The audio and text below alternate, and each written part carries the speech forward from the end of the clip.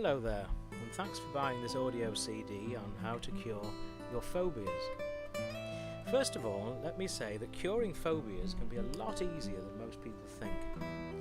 To begin with, it might be a good idea to define what we mean by phobia.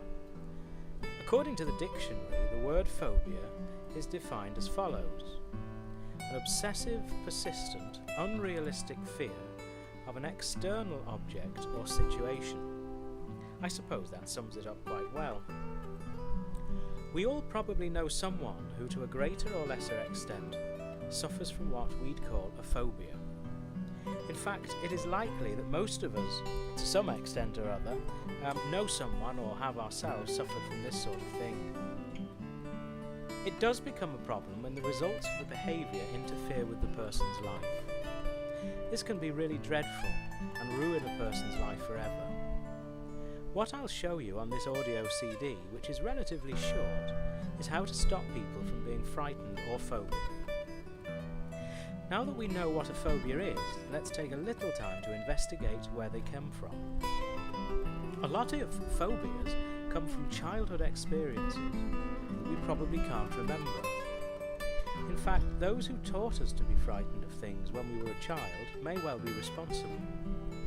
It might also be as a result of our own experiences when we were young.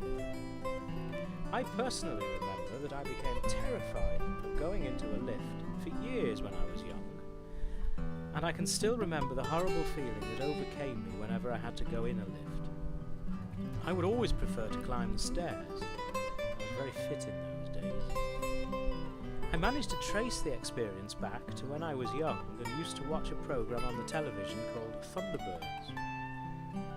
In one of their programmes, one of the characters got stuck in a lift and couldn't get out. For some reason, I didn't even see the end of the programme, and so I didn't know whether or not he managed to escape. And after that, I immediately became terrified of entering a lift. I knew intellectually that there was nothing dangerous about the lifts, but it was a different matter if I went anywhere near them. I get very panicky and start to sweat, and it was very unpleasant. I was one of the lucky ones who just outgrew it. Many of us don't, and some of us still have the residual memories hidden away inside, just waiting to come out and worry us. So why does this happen when we know that our fears are generally groundless?